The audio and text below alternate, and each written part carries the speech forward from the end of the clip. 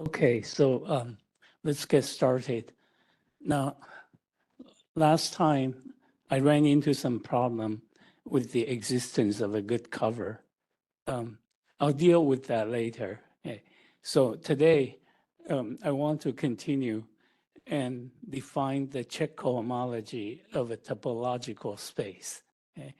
So far we have defined it only for an open cover. Okay, so we start with, let me just review what we did last time. We talked about direct systems of groups.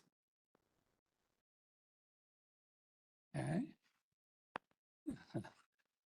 And a direct system of groups is indexed by a directed set. So a directed set is a set with a binary relation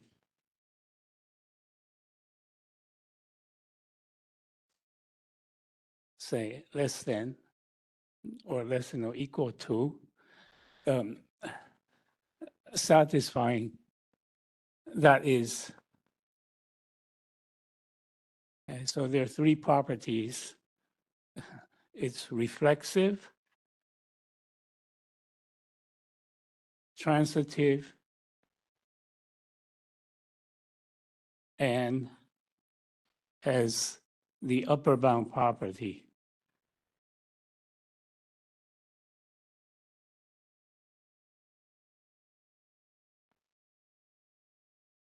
That means given any two elements, there is an element that's greater than both of them. Okay.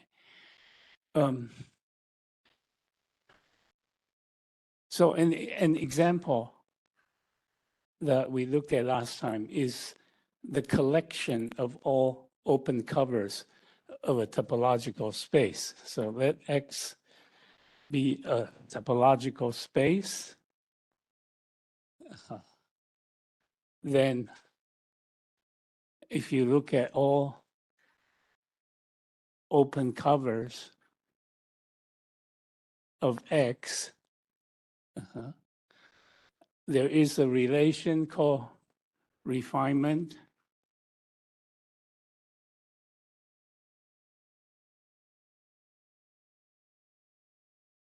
And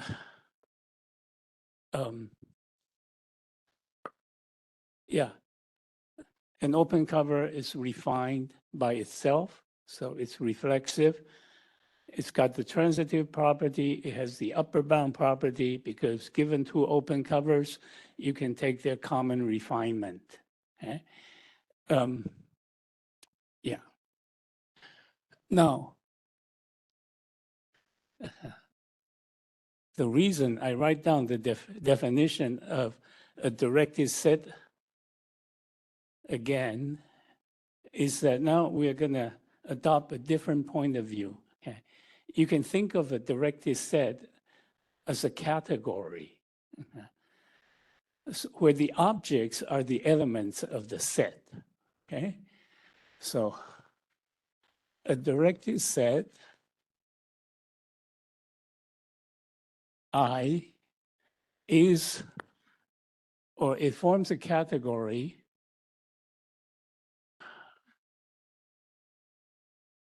okay, so forms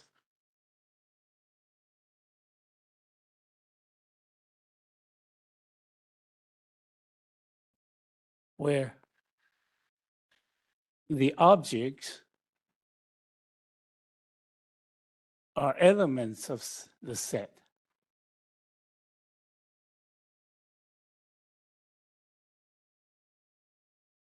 Okay. And then for any two objects, you have to have morphisms between them. And so for A, B, and I, the set of morphisms between them is, well, if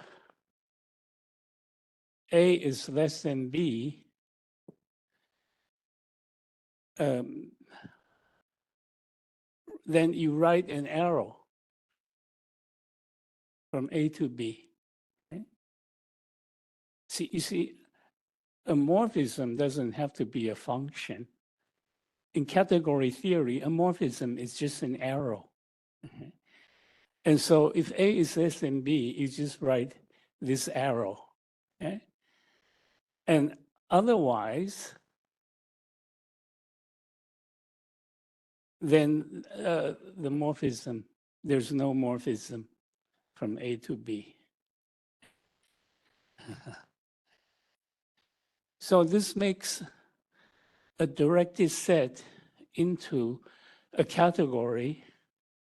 And if you look at the definition of a direct system of groups, right, what is it? I mean, a direct system of groups, it associates to each element in the directed set a group.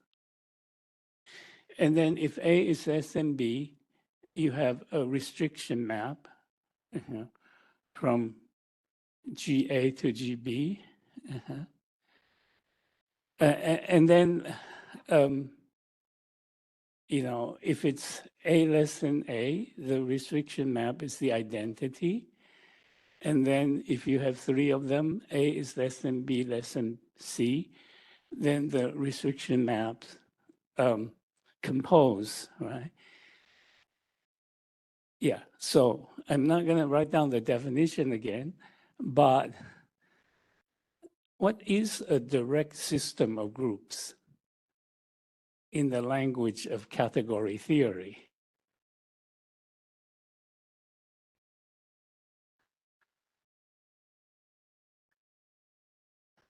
It associates to each object a group. And that association, you know, has these two properties. The identity goes to the identity, the composition goes to the composition. Yeah. So what do you call that in category theory? It's a functor. Okay? And it's a covariant functor because, you know, if A is less than B, the restriction map goes from GA to GB. Okay? Yeah. So this is a new definition of a direct system of groups.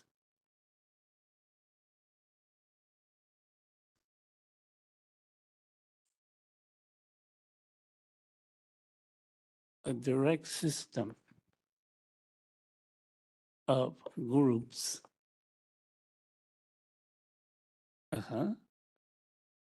Indexed by a directed set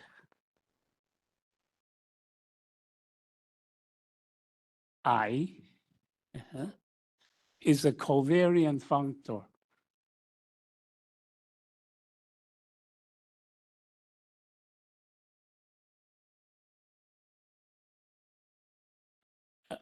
It's a covariant functor from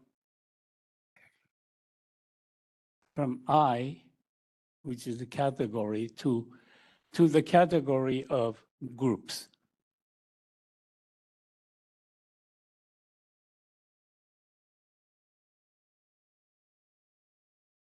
Yeah. Okay. It's equivalent to the definition I gave last time. Yeah. And okay, and then, so last time we defined the direct limit. Yeah. Yeah, so, you know, if you have a direct system of groups indexed by a directed set,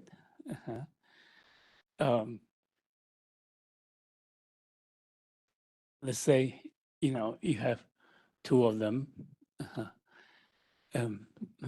then, given any two A and B, there is an upper bound C. So you have some group here further away. And then A is less than C. That means there's an arrow there. And B is less than C. There's an arrow there. Okay. So yeah, so given to any elements,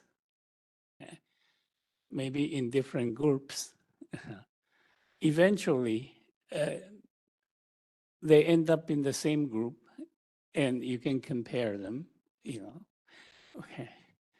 And so the direct limit, so given a direct system of groups,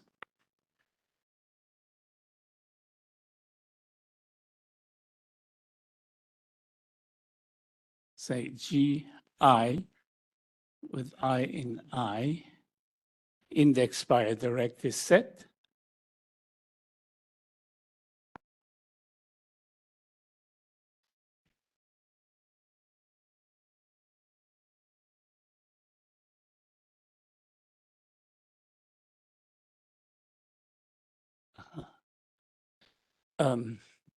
The direct limit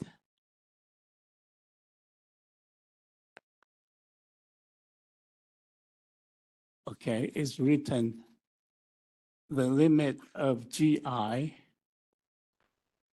for I in I, is defined to be the disjoint union of all the GIs mod out by an equivalence relation where two elements, say GA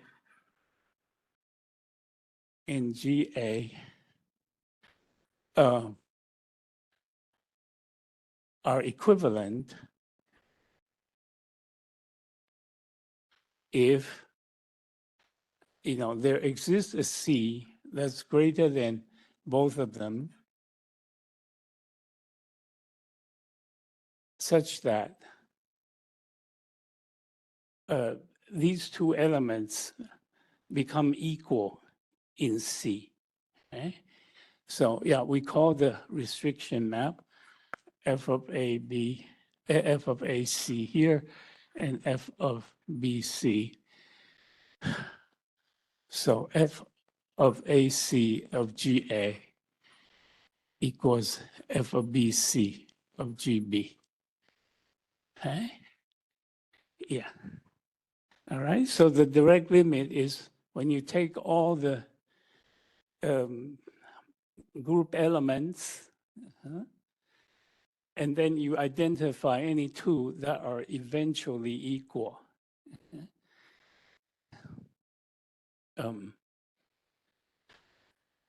Okay, yeah. Okay. And then, yeah,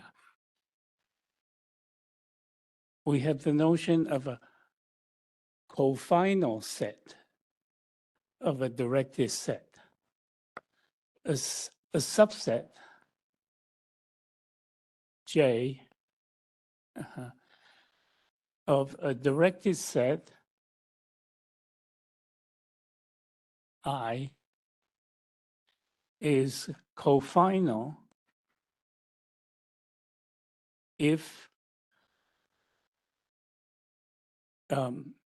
for any I in I, there is a J in J that is greater than it, such that I is less than J. Okay?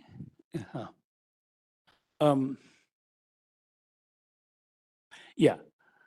So what's an example of a cofinal subset? I mean, let's look at the directed set of open covers under refinement.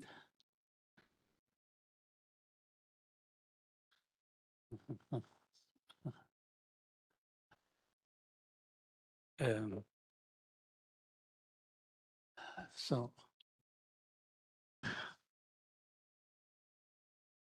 now,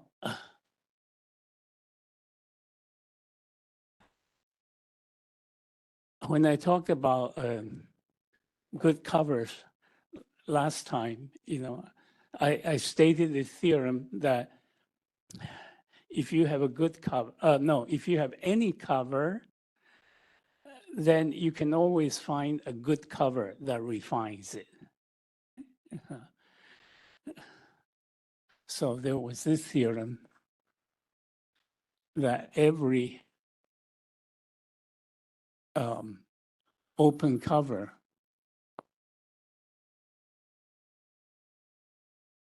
of a topological space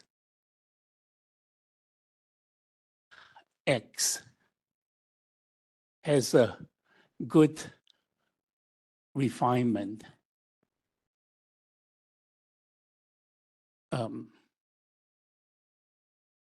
Has a good open refinement, good, well, we're only talking about open covers, has a good refinement. Okay, so it's a good cover that refines you.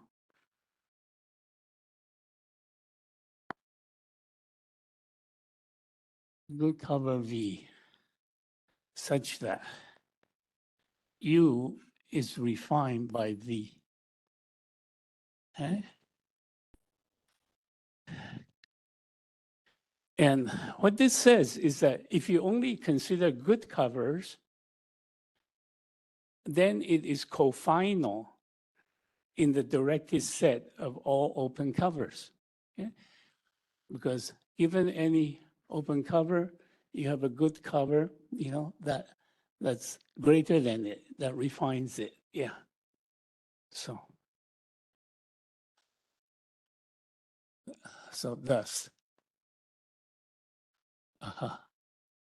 so the collection of good covers of X is cofinal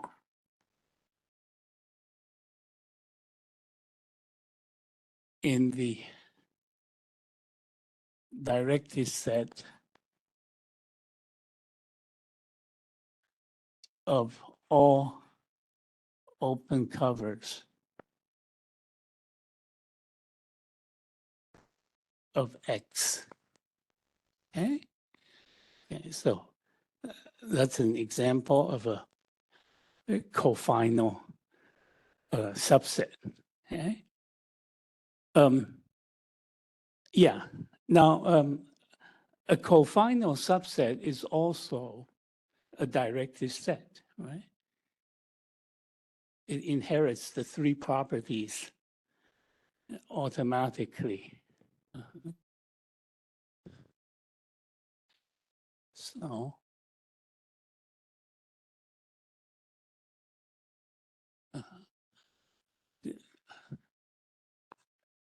a cofinal subset J of a directed set I is also a directed set.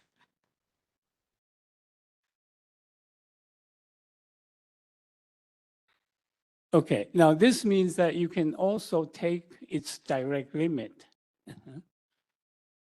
Thus,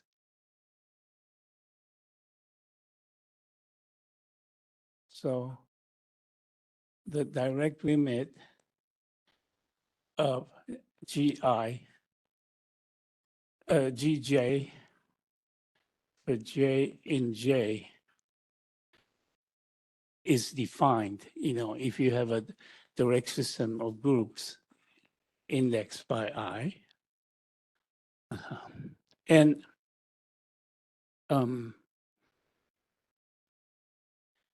Yeah.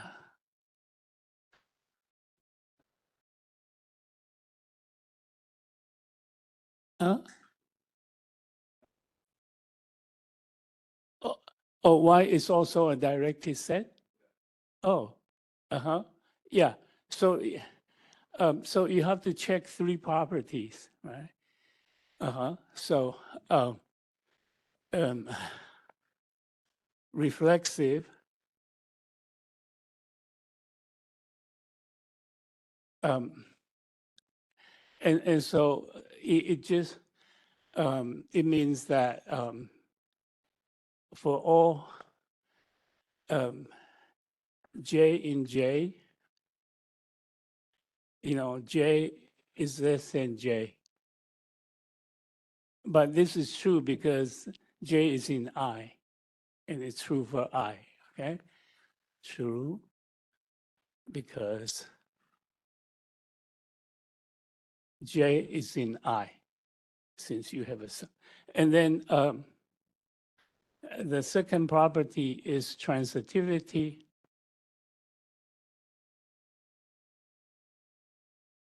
So that means for all, say J1 less than J2 less than J3, that just made no, what it means is this. So if J1 is less than J3, J1 is less than J2, and J2 is less than J3, then J1 is less than J3, okay? Yeah, so this is for J1, J2, J3 in J. But again, you see, that's true because these are all in I, and it's true in I, okay? So again, true, because J1, J2, J3 are also in I. Uh-huh. And the third property is the upper bound property. Okay, so that's not as trivial. Uh-huh.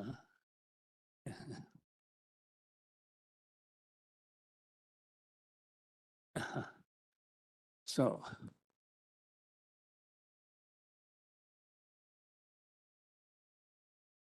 okay, so given J1, J2 in J, now because they're in I, there exists an I in I that's greater than both of them.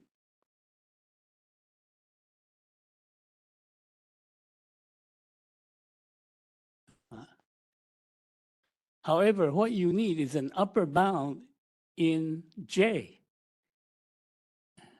So here you get only an upper bound in I, okay, because you know that I has the upper bound property. So how do you get an upper bound in J? Yeah, because your J is cofinal. So since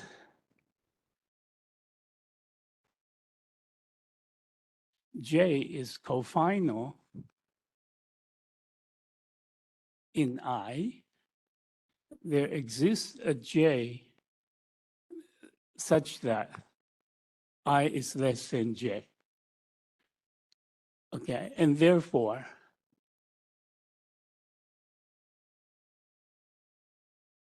you have J1 is less than I, and then it's less than J. So J1 is less than J, and then J2 is less than I is less than J. So J2 is also less than J. Okay, so you get an upper bound in J. Yeah, so that's why it's also a directed set. Okay, yeah, but thank you for asking that question, because it shows that any subset will inherit the reflexive and transitive property, but only a cofinal subset will inherit the upper bound property. Okay. All right, so let's say we have a cofinal subset, then it's a directed set, so you can also define its direct limit. Okay. Now you have two direct limits, and we want to compare them. You have the direct limit over J and the direct limit over I. Okay. Yeah. So let's see. So yeah. So yeah. So let's introduce this notation for say A in I. Let the bracket A sub I be its equivalence class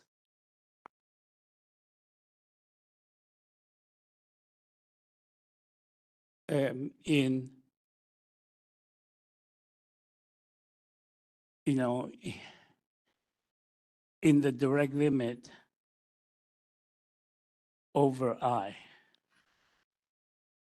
Okay. Yeah. And then, if I have sub J, then it's the equivalence class in the direct limit over J. Now let's see. Let's say you have two elements, A and B, that's equivalent in J, under J. Yeah. So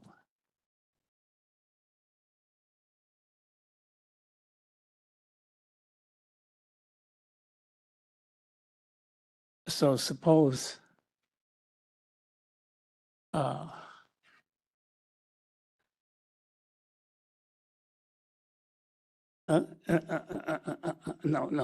this is not what I want to write. Yeah. Suppose A is in GA, right?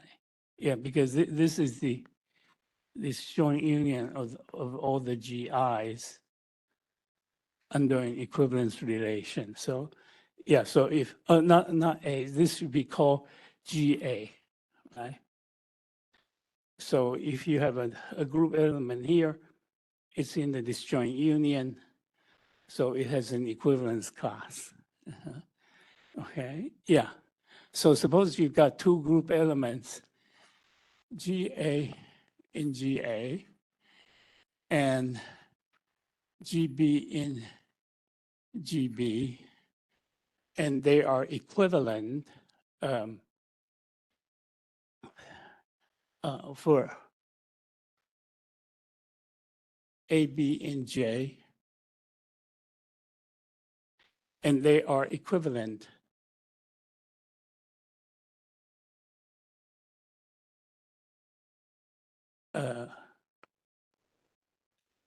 under J. So, or yeah, so I'll just say equivalent in J, okay? So that means there's an upper bound in J so that, they become equal in GJ. So if they're equivalent in J, are they equivalent in I?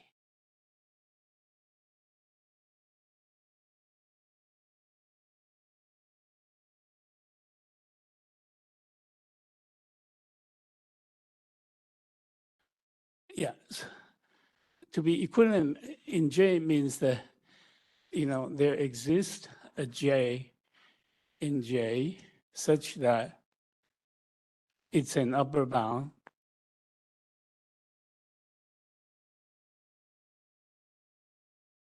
and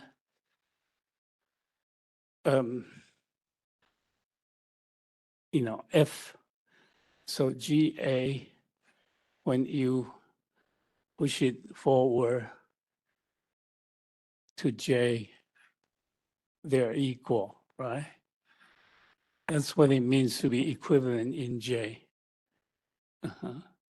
But the thing is that J is in I. So this J is in I. Okay, and so so this is also true in I. Okay, so if they're equivalent in J, then they're equivalent in I. Yeah, since J is a subset of I, GA and GB are also equivalent in I. Okay? So that means there is a map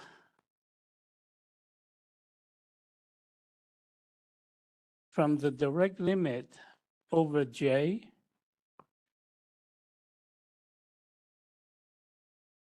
to the direct limit over I.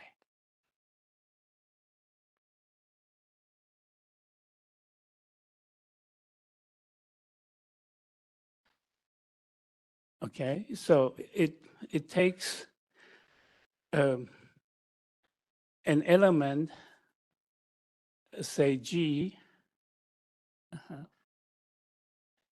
in J to its class in I. Okay, it's well defined because if you choose a different representative in this equivalence class, it would still be equivalent in I. So, okay, so you have a well-defined map when you have a cofinal subset. Yeah, you need that cofinal subset in order to have the upper bound property. So you got this map, and the theorem is that this is an isomorphism. Okay, so what it says is that the direct limit over a directed set can be calculated using a cofinal subset. Okay, so this is a theorem.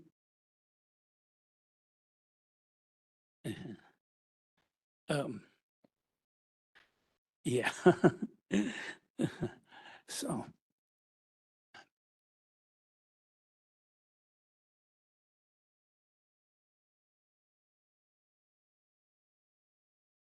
okay. Theorem. If GI is a direct system of groups,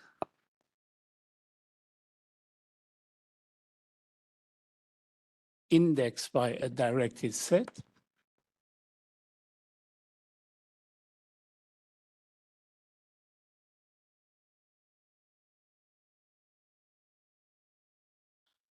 and J is cofinal in I, then this natural map from the direct limit of GJ to the direct limit over I is a group isomorphism.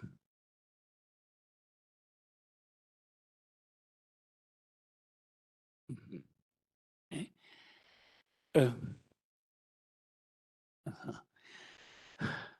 Okay, I have defined a direct system of groups, but it could be a direct system of anything. You know, it could be a direct system of vector spaces or a direct system of modules, a direct system of abelian groups.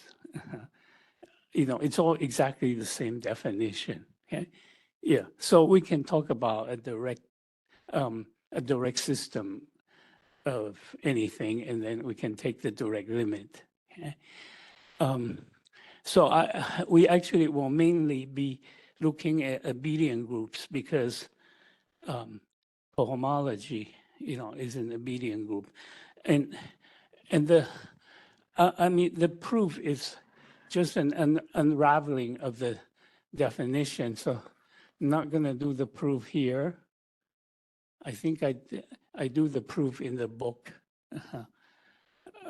So proof, I would just say straightforward.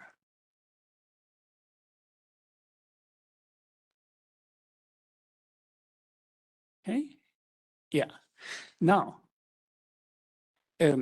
let's go back to Cech cohomology.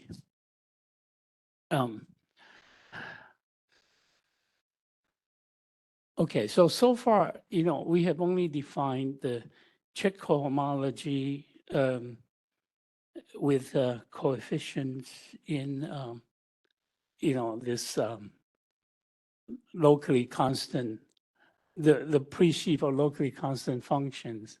But, the same definition works for any pre-sheaf. So Cech cohomology of an open cover with coefficients in a pre-sheaf F. Yeah. So let F be a pre-sheaf on a topological space X, and U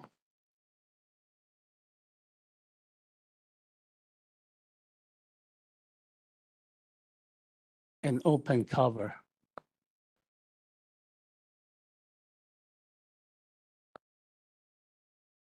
of X. Okay. And now we define the co-chain groups definition. So CPU with coefficients in F, that is the direct product of F on the open set U alpha 0 to alpha P for all alpha 0 less than ... less than alpha P.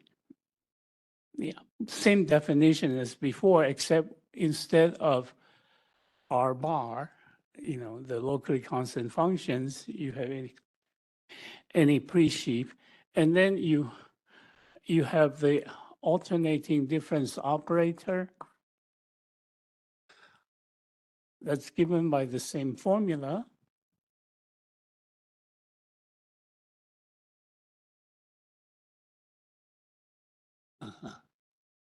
So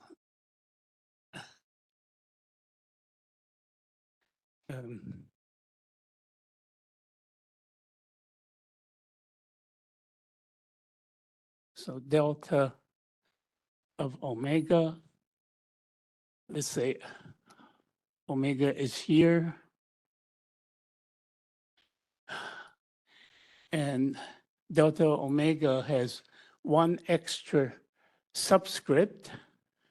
So alpha 0 to alpha P plus 1.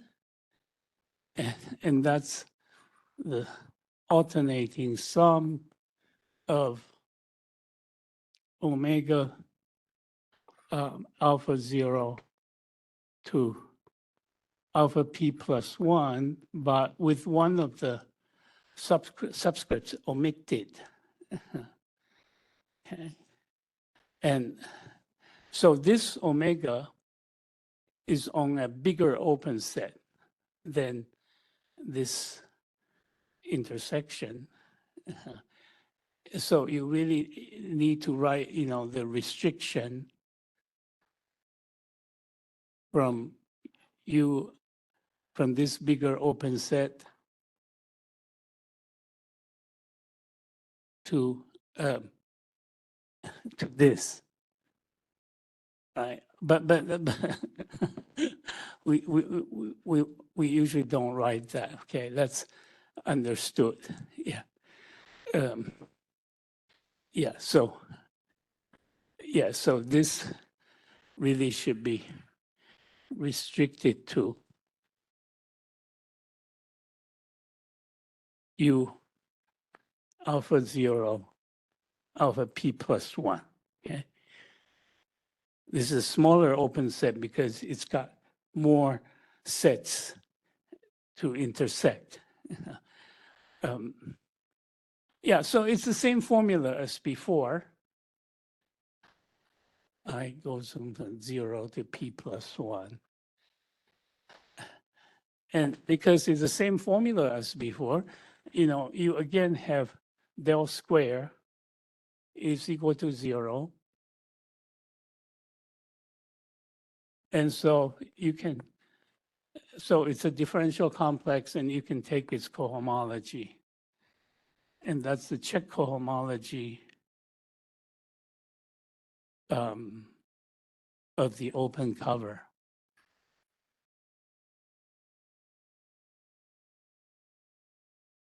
With coefficients in the pre-sheaf. So it's the cohomology. Well, I'll just say it's okay, so it's just the cohomology of this complex. Okay? Okay.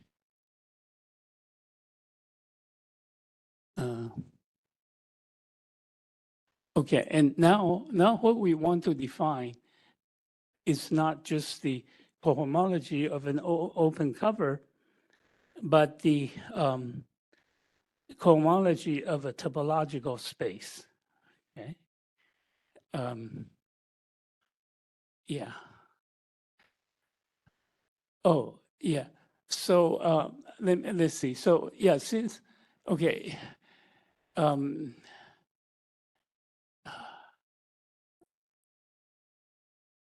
Let me see. Yeah, this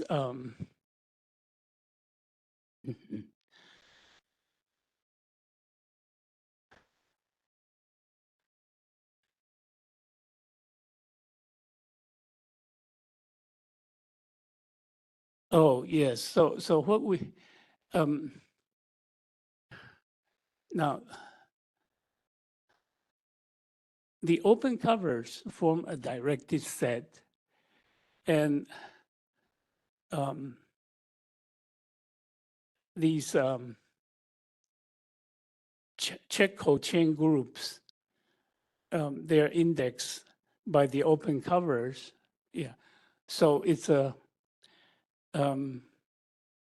it could be a direct system of groups, but what we need are restriction maps. Yeah. Yes. So how do we, get? Yeah. So yeah. So what we want to do is, we need for U refined by V, a map rho U V that goes from the Cech cohomology of U to the Cech cohomology of V.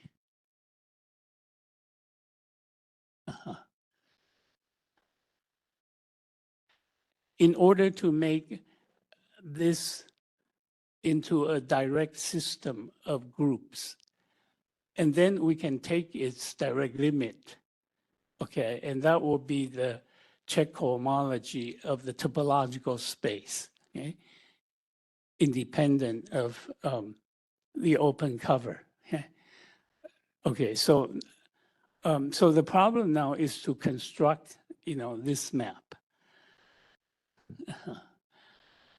If you have a refinement, okay? Yeah.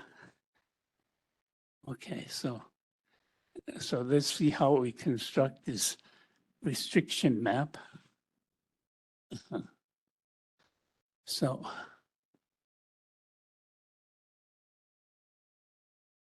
suppose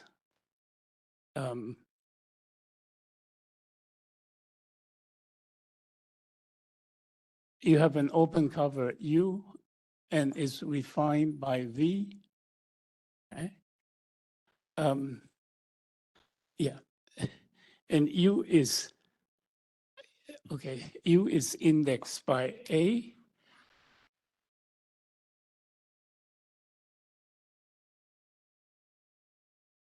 And V is indexed by B. Okay.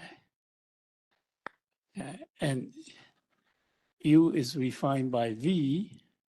Okay. Okay, so when you have a refinement, then you have a refinement map.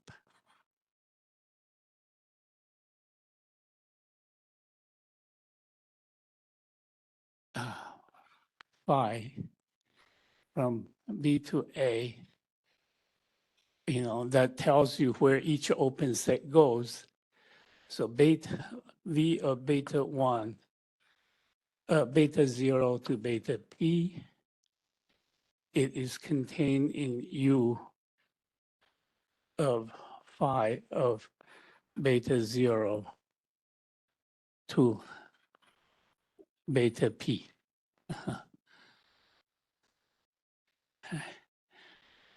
Okay, and this map will give you a map of the co-chain groups. So define phi hatch from the co-chain groups of U to the co-chain groups of V. Okay, so how does it work? Let's say you start with an omega here. So phi hatch of omega will be here. So it will be indexed by the betas. So phi hatch of omega beta 0 to beta P, it will be omega of omega has alphas as the subscripts, phi of beta 0 to phi of beta P. Now this is in F of U phi of beta 0 to phi of beta P. But you want to be in F of this group, F of this open set. So you have a restriction. You can restrict from this open set to this open set, right? Yeah. So when you have an inclusion of open sets, there's a restriction of the groups. Okay, so it goes from U of phi beta 0 to beta P to V of beta 0 to beta P. Okay, yeah. There's really no other ways to define this map. And okay. Now the problem is that the same refinement can be given by different refinement maps, right? Because there are more than one way for the open sets in V to go into the open sets in U. Yeah, so we have to deal with that problem. Like we have to find a refinement that depends only on the open covers, but not on the refinement map. Okay, let's take a break for 10 minutes and we'll deal with that after the break. Okay, so let's get started again. Now, this is our goal, right? When an open cover is refined by another one, we want to have this restriction map, from the cohomology of U to the cohomology of V, so that we can take the direct limit. And here is the first step. Step one is that if you have a refinement map, then it gives you a map on the Cech cochain groups, Okay, now step two is to show that this cochain map induces a map in cohomology. And that's because, no, just a minute. I just know that this is a map, right? But step two is to show that it's a cochain map so that it induces a map in cohomology. To be a cochain map means that it commutes with the differential delta. Okay, so step two is this.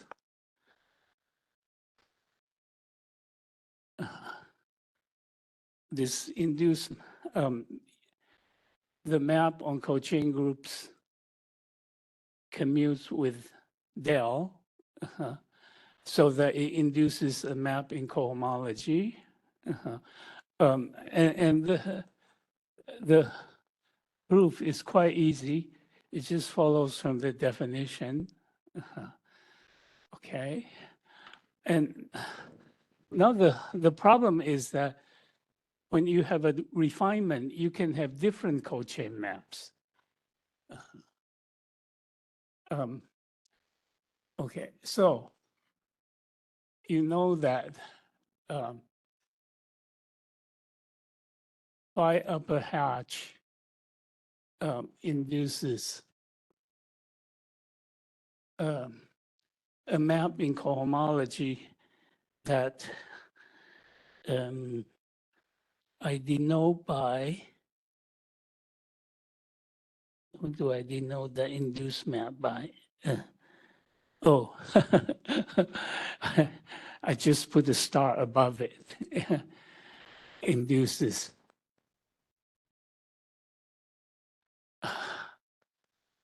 Mapping cohomology.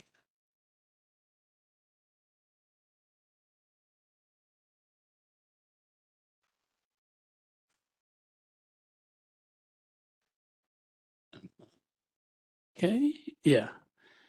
So, yeah, we have this phi hatch, a map of cochain groups. So it induces the map in Cech cohomology of the open cover. And then step three is to show that if you have another refinement map, say psi,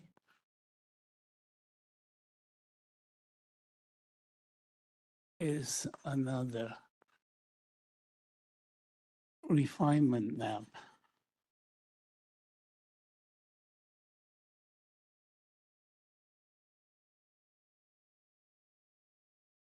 for U being refined by V, and that they give you the same cochain map in they give you different cochain maps, but the same map in cohomology.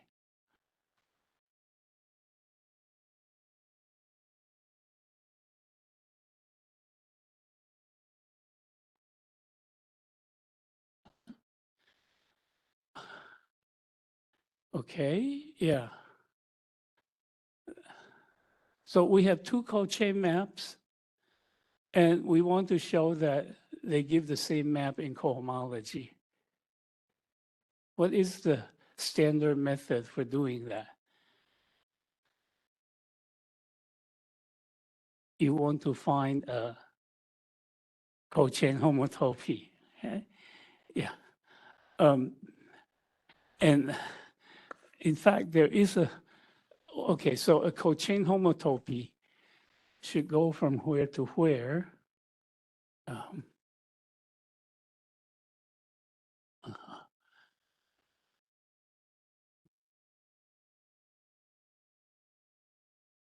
Okay. Okay, so you have CP, UF, CP plus 1, UF, and then CP, VF, CP plus 1, VF,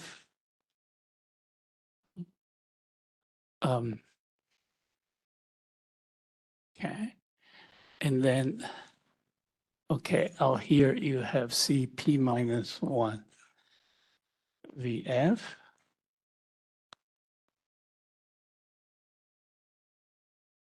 okay, and you have your cochain map here, phi hatch, and you also have psi hatch. You want to compare them. You want to show that the difference induces the zero map in cohomology. Okay. So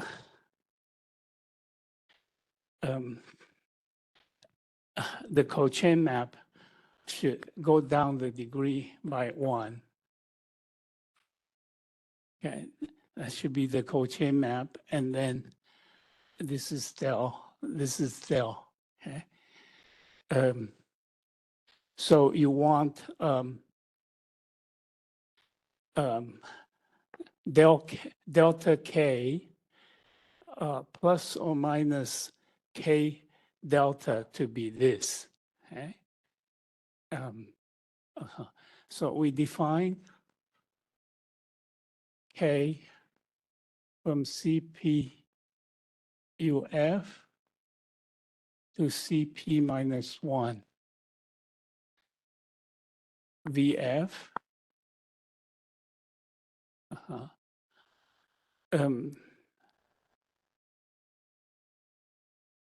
Okay, so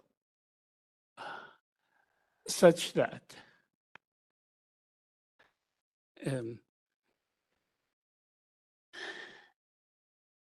let me see. Yeah, such that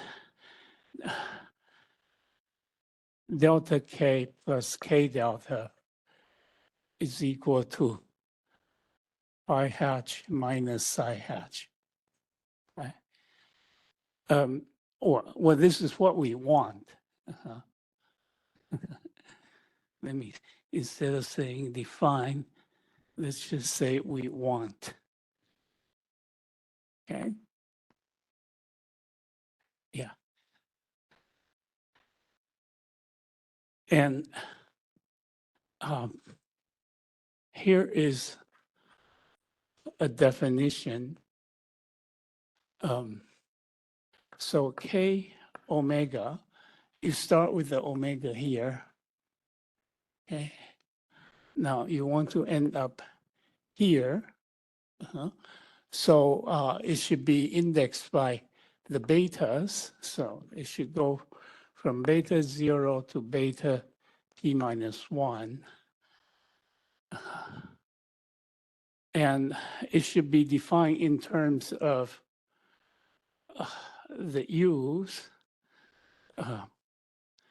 So, but with one more subscript. So it turns out that this formula will work. Phi of beta to phi of, the thing is you need one extra index. So I'm going to repeat the ith one, but switch to the other co-chain map, the other refinement map. Okay. And this is sum over I from 0 to p minus 1. Okay, and there is a sign, minus 1 to the I. Okay.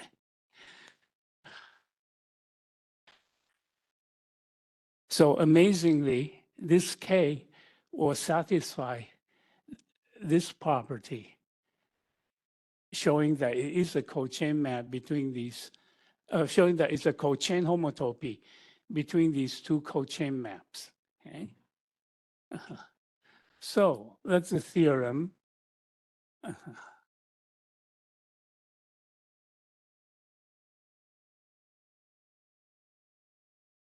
And it's a very good exercise to prove this. You know, it's a matter of unraveling the definitions. Theorem is that delta K plus K delta is phi upper hatch minus psi upper hatch, okay? Okay, now, this is the sort of thing that is best done in the privacy of your home, okay? If I do it on the blackboard, you know, you'll just fall asleep, okay? So this will be a homework problem.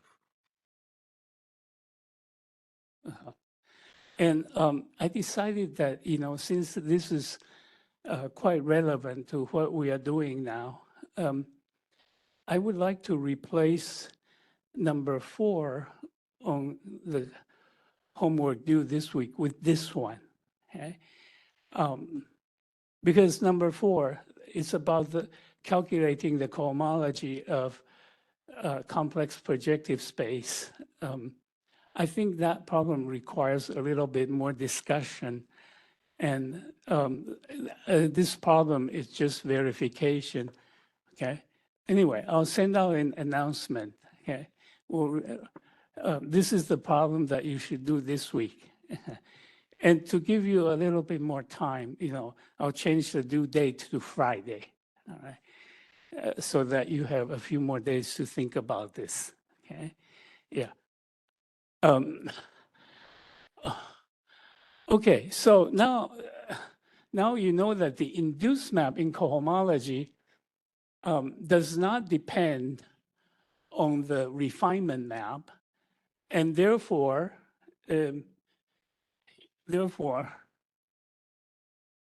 you have this map. So this map, you know, it's just going to be phi hatch star. But it's also psi hatch star for any refinement map, okay? So, so now we have this.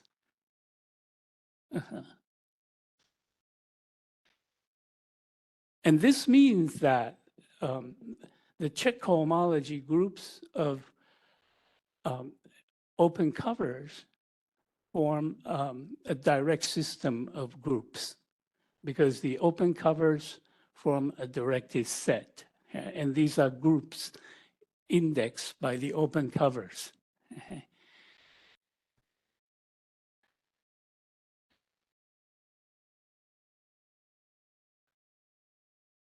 Okay. So I will say thus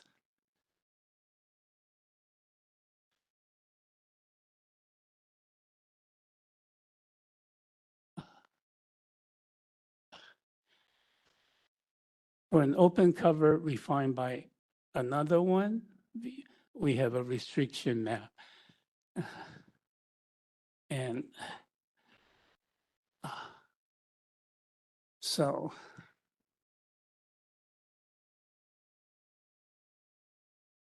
yeah, so this makes the Cech cohomology groups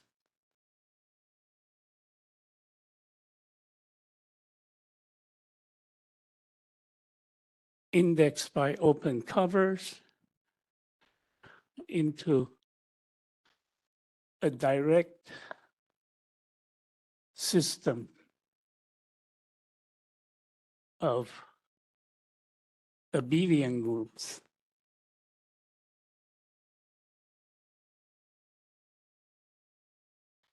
And then we can take its direct limit, and the direct limit is the Cech cohomology of the topological space.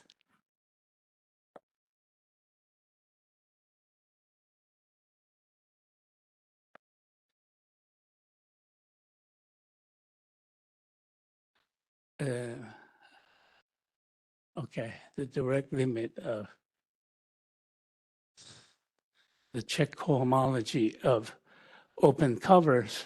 Okay. So this is over all open covers.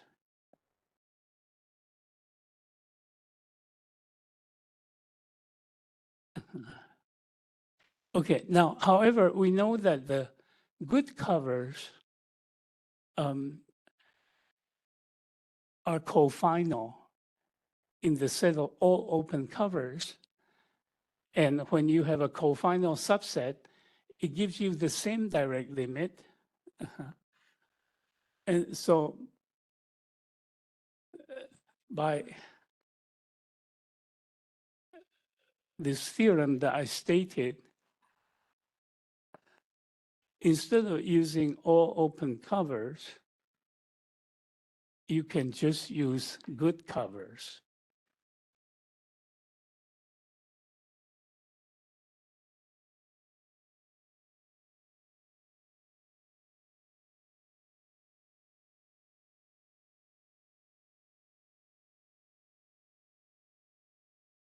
Okay.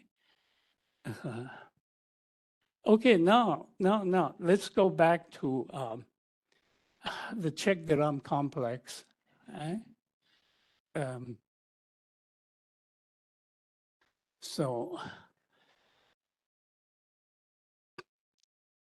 okay.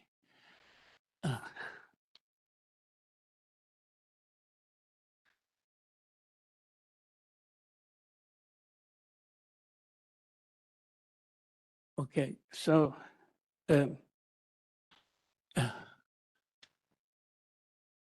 so we have proven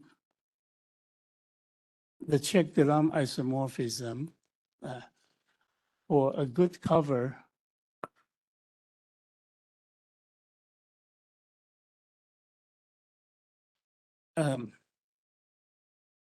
the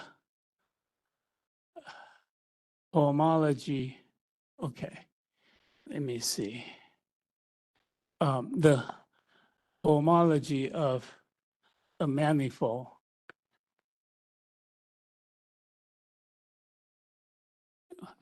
So the de Rham cohomology is isomorphic to the Cech cohomology of a good cover.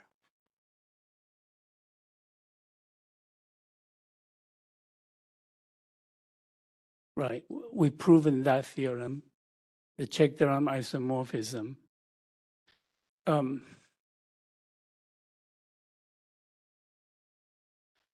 Okay, so when you use good covers, all the groups are the same. They're all equal to the Ram cohomology. Yeah.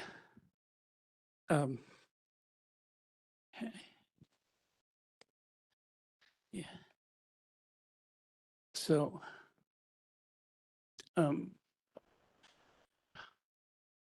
yeah, so when you have, for good covers,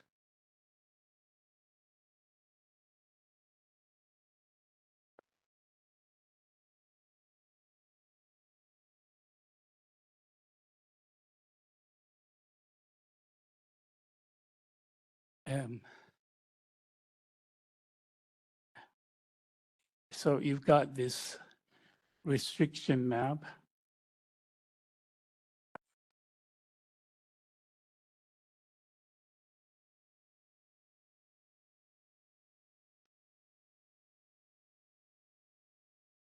And these are all isomorphic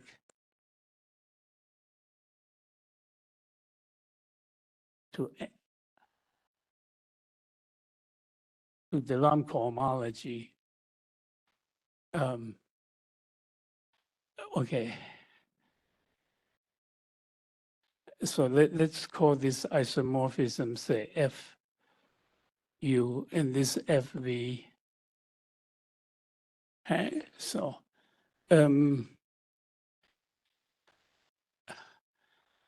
okay, now it seems that I'm writing it the other way. So FU goes this way, FV goes this way.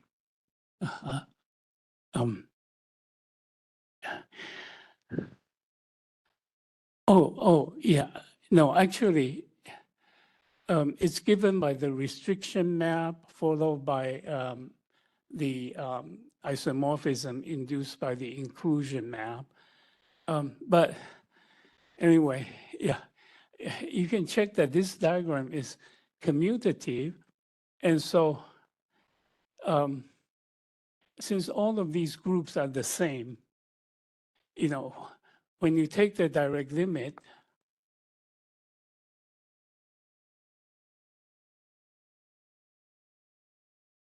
over the good covers,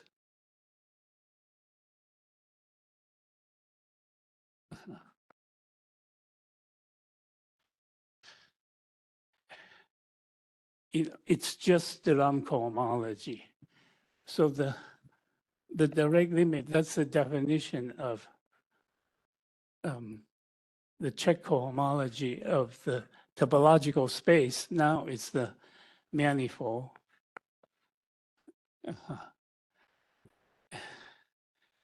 Yeah. So all of these groups are the same. So the direct limit is just the Ram cohomology.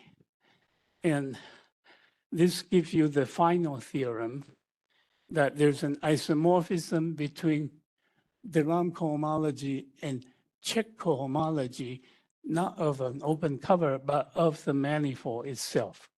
So finally,